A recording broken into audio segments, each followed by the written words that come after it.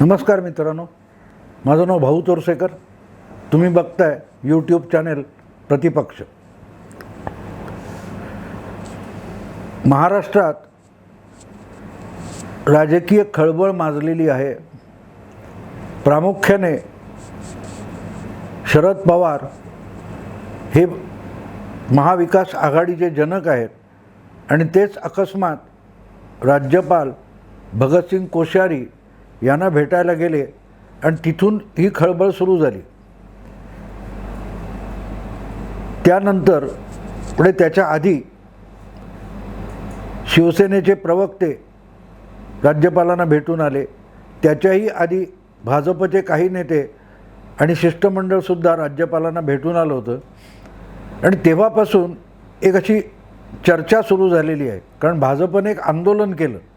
महाराष्ट्रातलं महाविकास आघाडी सरकार हे कोरोनाला रोखण्यात संपूर्णपणे अपयशी ठरलं हे सिद्ध करण्यासाठी भाजपने मेरा आंगन मेरा रणांगण नावाचं जे काही आंदोलन केलं ते अर्थातच प्रतिकात्मक होतं. आंदोलन रस्त्यावरून उतरून करण्याची आता परिस्थिती नाही. पण तिथून या गडबडी सुरू झाल्या आणि हळूहळू नाही म्हणताना अशी चर्चा सुरू झाली की महाराष्ट्रातलं सरकार धोक्यात आहे का. तर ते धोक्यात आहे असं मला पहिल्यापासून वाटत नाही. याचं कारण हे सरकार बहुमतावर उभं आहे आणि बहुमत म्हणजे आकडा असतो. जर सत्ताधारी महाविकास आघाडीकडे 288 पैकी 170 आमदार आहेत तर हे सरकार पडू शकत नसतं आणि पाडलंही जाऊ शकत नसतं. पण त्यांच्यात चलबिचल असेल, काही आमदार फुटणार असतील, काहीतरी करणार असतील तर मग गफलत होऊ शकते. पण ती सिच्युएशन आज नाही आहे. दुसरी गोष्ट अशी की कोरोनामुळे इतकी भयंकर परिस्थिती अराजक आहे. त्यामुळे आजचं सरकार प्रचंड बदनाम झालेलं आहे हे कोणी वेगळं सांगायची गरज नाही.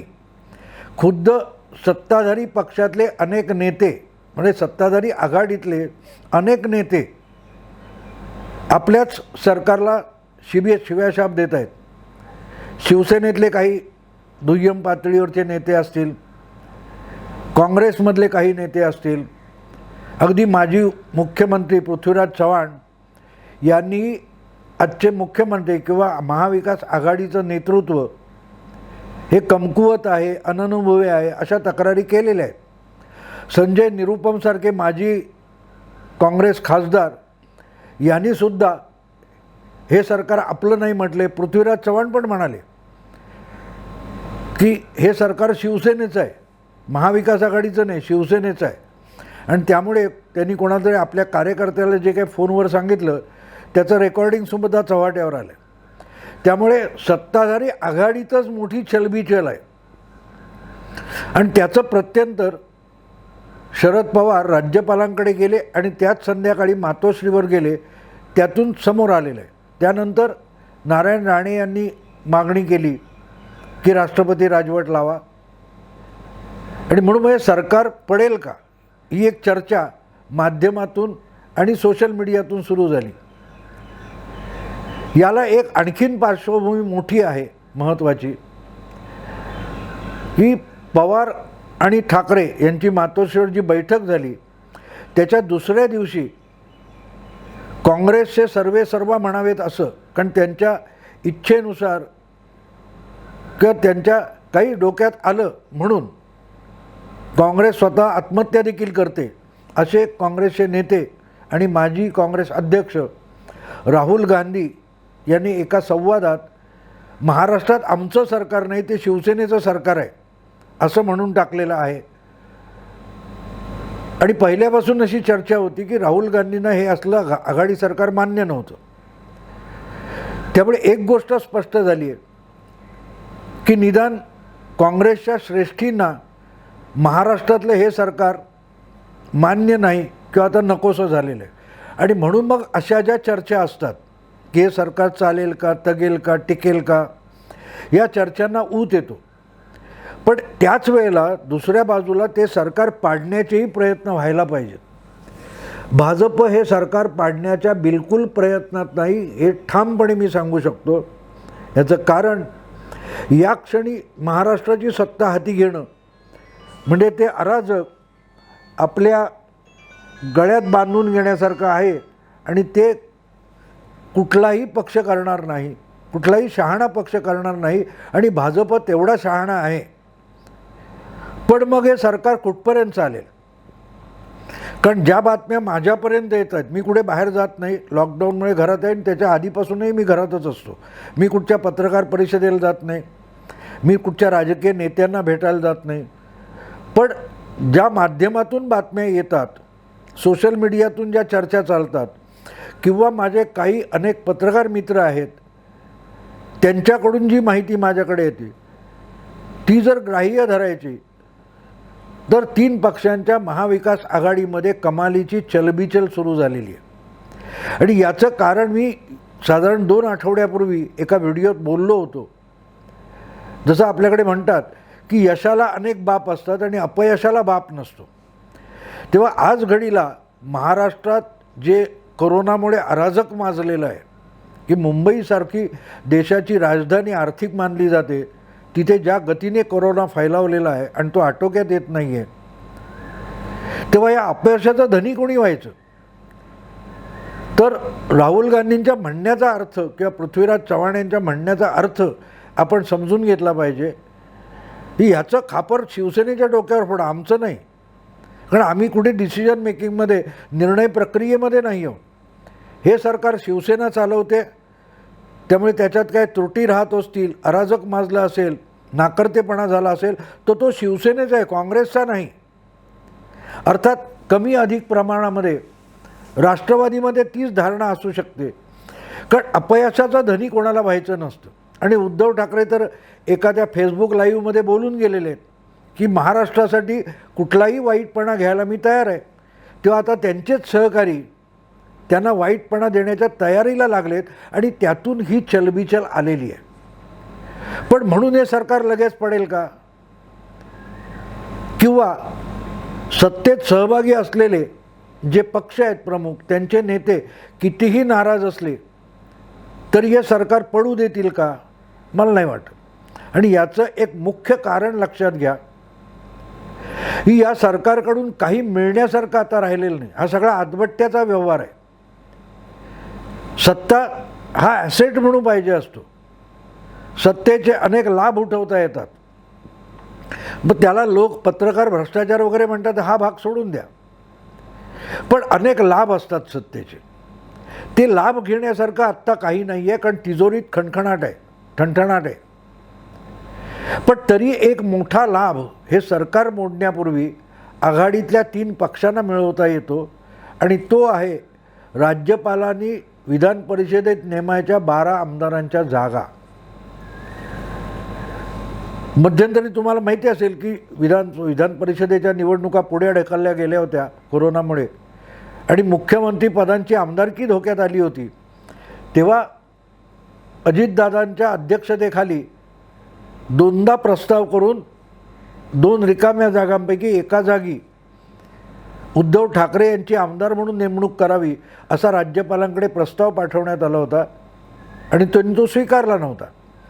त्याऐवजी 9 ज्या विधानसभेतून विधान परिषदेत निवडायच्या जागा होत्या त्याची निवडणूक घ्यावी आणि ती शक्यतो बिनविरोध व्हावी म्हणून राज्यपालांनीच प्रयत्न केले आणि अखेरीस उद्धव ठाकरे हे आमदार होऊन गेलेले आहेत.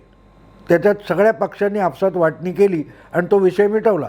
पण त्या ज्या 2 विधान परिषदेतल्या नेमणूक केलेल्या जागा असतात राज्यपालांच्या, त्याच्यावरून एक वाद झालेला तुम्हाला आठवत असेल की एकदा मंत्रिमंडळाने प्रस्ताव केला की तो राज्यपालांनी मान्य केलाच पाहिजे, असा जो वाद झाला होता.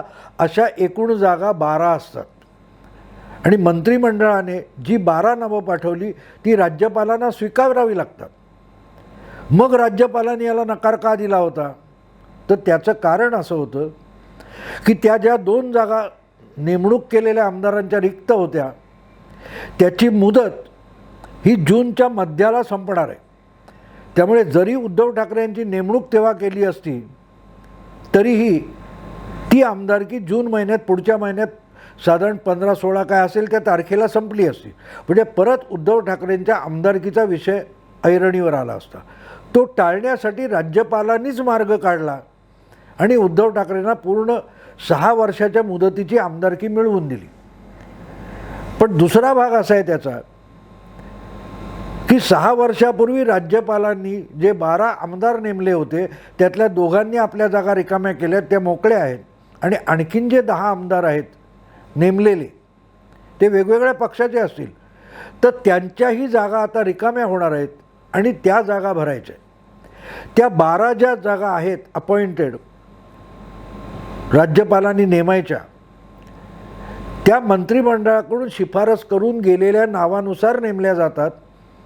आणि अर्थातच जो सत्ताधारी गोट आहे, आघाडी आहे, पक्ष आहे, त्यांनी दिलेलेच 12 लोक आमदार होऊ शकणार आहेत. आणि त्यामुळे हे सरकार आहे तोपर्यंतच त्या 12 जागा विधान परिषदेत या आघाडीतल्या 3 पक्षांना मिळू शकतात. त्याच्यात भाजपला काहीही मिळू शकणार नाही. तर तो लाभ आहे, हे सरकार चालवण्यातला तो सगळ्यात मोठा लाभ आहे, राजकीय लाभ आहे. तो घेतल्याशिवाय हे सरकार पाडणं किंवा सोडणं म्हणजे फुकटात मिळणारे आमदारक्या सोडणं आहे. आणि ते हे 3 पक्ष कुठल्याही परिस्थितीत होऊ देणार नाही. कसंही झालं तरी त्या 12 आमदारांच्या नेमणुका होईपर्यंत ह्या 3 पक्षांमध्ये कितीही चलबिचल असली तरी हे सरकार पाडलं जाणार नाही. मग त्या जागा वाटून घेतील, कदाचित प्रत्येकी 4-4 जागा घेतील किंवा एका पक्षाला 1 कमी होईल, दुसऱ्या पक्षाला 1 जास्त मिळेल. असं करून त्या 12 जागा आमदार आपापल्या पक्षाचे अधिकचे निवडून आणून मगच ह्या सरकारमधल्या अधिक जे आतले भेदभाव काय मतभेद असतील, बेबनाव आहेत, ते चव्हाट्यावर यायला लागतील. आणि त्यानंतर मग आघाडीतलेच पक्ष हे सरकार पाडण्याच्या दृष्टीने हालचाली करतील. अर्थात पाडण्याच्या दृष्टीने हालचाली करतील म्हणजे त्यांना सत्ता नको आहे का? नक्कीच सत्ता नको आहे. कारण हे सरकार ही सत्तेतल्या सगळ्या पक्षांसाठी लायबिलिटी झालेली आहे. त्यातून अन्य कुठलाही लाभ मिळण्याची शक्यता नाही आहे. एकामागून एक प्रश्न सोडवावा तो दुसरा प्रश्न समोर येतोय आणि आधीचा प्रश्न सुटला नाही तेवढ्यात दुसरा प्रश्न येतो, तिसरा प्रश्न येतो आणि त्या प्रश्नांखाली सरकार दबून गेलेलं आहे. आणि त्यामुळे ही चलबिचल आहे. पृथ्वीराज चव्हाण जेव्हा आपल्याच कुठल्या समर्थकाला म्हणतात की आपलं सरकार नाही, शिवसेनेचं सरकार आहे, मी मुख्यमंत्र्यांकडे तुमची मागणी पोहोचती करू शकतो पण ती पूर्ण होईल याची मी हमी देऊ शकत नाही, कारण हे काँग्रेसचं सरकार नाही आहे, हे शिवसेनेचं सरकार आहे. लक्षात घ्या, पृथ्वीराज चव्हाण ते महाविकास आघाडीचं सरकार म्हणत नाही, ते शिवसेनेचं सरकार आहे म्हणतात. तेव्हा आपलं काम होणार नाही आणि तशीच आपली जबाबदारी पण नाही म्हणतात. आणि हेच काही प्रमाणात शिवसेनेच्या सुद्धा बऱ्याच नाराज नेत्यांमध्ये हेच वातावरण आहे. माझ्यापर्यंत, माझ्या संपर्कात, मी मार्मिकचा शिवसेना महाराष्ट्रभर पसरली त्या काळामध्ये मी शिवसेनेच्या मुखपत्र असले तेव्हा सामना नव्हता. मार्मिक हे साप्ताहिकच शिवसेनेचं मुखपत्र होतं आणि मी त्याचा कार्यकारी संपादक म्हणून काम करत होतो. त्यामुळे आज ज्यांना तुम्ही शिवसेनेचे नेते म्हणून ओळखता, अनुभवी ज्येष्ठ नेते म्हणून ओळखता, अशा बऱ्याच लोकांचा आजसुद्धा माझ्याशी संपर्क आहे. अधूनमधून त्यांचे फोन येत असतात. माझे अनेक शिवसेनेविषयीचे व्हिडिओ बघून ते उघडपणे नाही पण गुपचूप मला फोन करून सांगतात तुम्ही शिवसेना वाचवण्याचा प्रयत्न करताय, इतकेही बोलतात. आणि माझ्या माहितीप्रमाणे अशा काही नेत्यांनी आजचे मुख्यमंत्री आणि शिवसेनेचे पक्षप्रमुख उद्धव ठाकरे यांना अतिशय खरमरीत पत्र लिहिलेली आहेत. आपली नाराजी, या सरकारविषयीची नाराजी वारंवार व्यक्त केलेली आहे. शिवसेनेचेच 2दा नगरसेवक मुंबईत असलेले शशिकांत पाटकर यांचं मध्ये निधन झालं. त्यांनाही साधी रुग्णवाहिका मिळू शकली नाही, त्यांची कुठची सोय होऊ शकली नाही आणि बांद्र्यापासून दूर नाही तर पार्ल्याला ते राहत होते, विमानतळाच्या समोरच्या बाजूत कुठला ते राहत होते. मग तिथल्या शिवसैनिकांची नाराजी किती असेल हे लक्षात घ्या. कारण शशिकांत पाटकर हा निवडून आलेला एक नगरसेवक होता, ज्येष्ठ नगरसेवक होता, तर त्याचे काहीतरी निष्ठावान असतात त्याच्याविषयी, त्याचे दोस्त असतात, परिचित असतात, त्याच्याबरोबर काम केलेलेही दुय्यम पातळीवरचे नेते असतात, त्यांची नाराजी असते, ते येऊन स्टेजवर येऊन बोलणार नाहीत, पत्रकार परिषद घेऊन कदाचित बोलणार नाहीत, पण खालच्या पातळीवर शिवसेनेमधली देखील खळबळ आता व्यक्त व्हायला लागली आहे. तर असे वेगवेगळ्या पक्षातले, राष्ट्रवादीतले काही नाराज आहेत, काँग्रेसमधले नाराज आहेत, खुद्द राहुल गांधींनीच हात झटकलेले आहेत. हे सगळं बघता महाविकास आघाडीच्या गोटामध्ये प्रचंड अस्वस्थता आहे. कारण हे सरकार बनवून आपल्याला काहीच मिळालेलं नाही, पण आपल्या गळ्यात अपयशाचा धोंडा बांधला जातोय, याची प्रत्येक पक्षातल्या ज्येष्ठ आणि कनिष्ठ नेत्याला चिंता लागलेली आहे. हे कोणी उघडपणे बोलत नसतो. आपण एखादी इमारत कोसळताना बघतो किंवा कदाचित आपण त्याचे साक्षीदार असो, तो 2-3 सेकंदापूर्वी ती इमारत उभी असते आणि 2-4-5 मिनिटांनी ती जमीनदोस्त झालेली असते. कारण तिच्या आतले जे आधारस्तंभ असतात, चिरे असतात किंवा खांब असतात, हे खचू लागलेले असतात आणि ते जितका काळ सहन होईल तितका काळ तो सगळा बोजा पेलत असतात.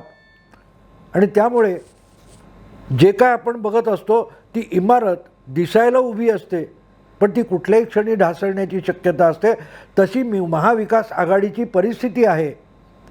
आणि ते हळूहळू गेले 6 महिने त्या महाविकास आघाडीचं गुणगान करणारे जे लोक आहेत, असे जे पत्रकार आहेत, त्यांनाही दिसायला लागली आहे. त्यामुळे असे जे पत्रकार आहेत त्यांच्या लिखाणात आलेला बदल तुम्ही बघू शकता, त्यांच्या बोलण्यात आलेला बदल बघू शकता. काय ते मॅक्स महाराष्ट्र नावाचा यूट्यूब चॅनेलवर हेमंत देसाई नावाचे ज्येष्ठ पत्रकार आहेत,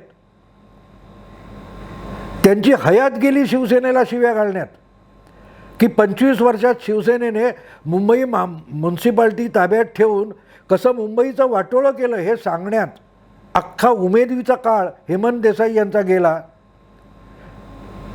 पण आज घडीला ते शिवसेनेपेक्षा भाजपचा द्वेष जास्त करत असल्यामुळे उद्धव ठाकरे मुख्यमंत्री झाल्यापासून त्यांनी उद्धव ठाकरे यांचं इतकं गुणगान केलेलं आहे की आता हे सगळं ढासळताना बघून त्यांचाही धीर सुटलेला आहे.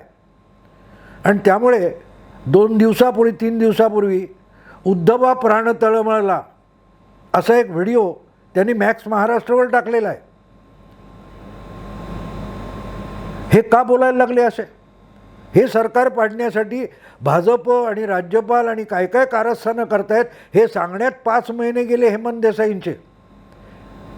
तेच आता आणि त्याचबरोबर उद्धव ठाकरे किती अप्रतिम काम करतायत. म्हणजे उद्धव ठाकरेंना पण उद्धव ठाकरे काय आहे ते माहीत नाही, एवढं गुणगान त्यांचं. आणि तुम्ही संवेदनाशील आहात, तुम्ही जागरूक आहात, तुम्ही अतिशय जाणते आहात वगैरे वगैरे जे कौतुक हेमंत देसाई करत होते, ते आता म्हणतात उद्धवा प्राण तळमळला. आणि तो सिग्नल असतो मित्रांनो, तो संकेत असतो की आघाडीच्या गोटामध्ये कुठेतरी गडबड होते.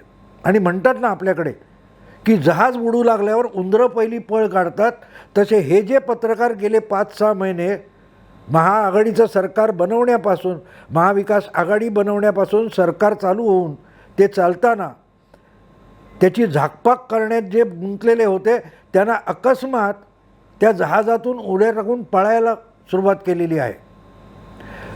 आणि तो सगळ्यात मोठा सिग्नल आहे की कुठेतरी गडबड आहे. भाजपने सरकार पाडायची गरज नाही, ते पाडणार पण नाहीत, कारण त्यांना धोंडा गळ्यात बांधून घ्यायचा नाही आहे. हे अपयश आत्ता ताब्यात घेणं म्हणजे परत सगळा दोष आपल्याकडे घेऊन ते निस्तरायचं आणि कुठलेही कोण पाठ थोपटणार नाही, अशा याच्यात कोणी सत्ता घ्यायला राजी नसतो आणि भाजप घ्यायला प्रयत्नच करणार नाही. सवाल इतका आहे की आघाडीमध्ये जी चलबिचल आहे, आपल्याच बोजाने आघाडी ढासळण्याची परिस्थिती जी निर्माण होते, त्याच्या चिंतेने हेमंत देसाई आणि तत्सम जे पत्रकार आहेत त्यांची चलबिचल सुरू झालेली. ते सिग्नल असतात, राहुल गांधी बोलतात तो सिग्नल असतो, संजय निरुपम बोलतात त्यातून संकेत मिळत असतात. शरद पवार, मला वाटते बाळासाहेब गेले त्याच्या आधी एकदा जे मातोश्रीवर गेले होते, त्यानंतर आत्ता गेले, जवळजवळ 7-8 वर्षांनी. तो सिग्नल असतो मित्रांनो. आणि सगळ्यात मोठा जर सिग्नल असेल तर कुठचा, तर शरद पवार म्हणतात की हे सरकार एकदम स्थिर आहे.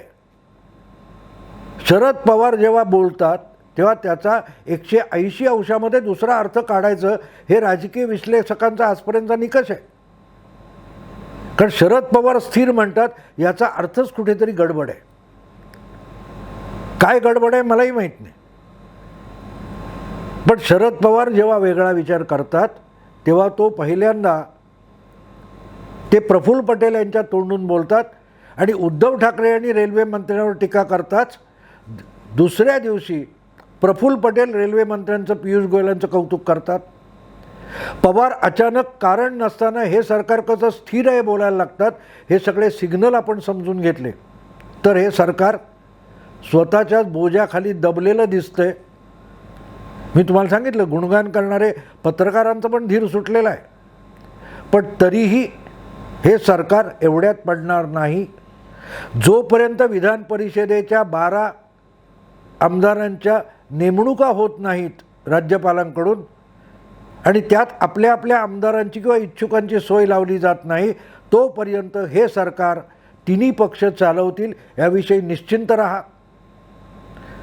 भाजप देखील आत्ता सरकार बनवणार नाही. तेव्हा राष्ट्रपती राजवट येण्यापर्यंतच ही परिस्थिती जाईल. हे कधी आहे, पुढच्या 1 महिन्यात, 2 महिन्यात, 3 महिन्यात मला माहीत नाही. पण ती सिच्युएशन येऊ घातली आहे कारण स्थिती हाताबाहेर गेलेली आहे. महाराष्ट्र मॅकनमारा म्हणून मला वाटतं काहीतरी गालब्रेथ नावाचे अमेरिकेचे राजदूत होते भारतामधले नेहरूंच्या काळातले. त्यांचं एक विधान मला आठवतं. ते म्हणायचे की इंडिया इज फंक्शनिंग अनार्की. तसं Maharashtra is a functioning anarchy. इथे अराजकाचा कारभार चालू आहे. तेव्हा मित्रांनो, ते अराजक कधी थांबेल, कसं थांबेल हे आपल्याला नजीकच्या काळात बघायचं आहे. आज इथेच थांबतो. तुम्हाला हा व्हिडिओ आवडला असेल लाईक करा, फॉरवर्ड करा, आपल्या मित्रपरिचितांना पाठवा. तुम्ही आणि त्यांनाही हे आवडलं असेल तर जरूर सबस्क्राईब करा. हे आवडलं नसेल तर या चॅनलवर बहिष्कार घाला. नमस्कार.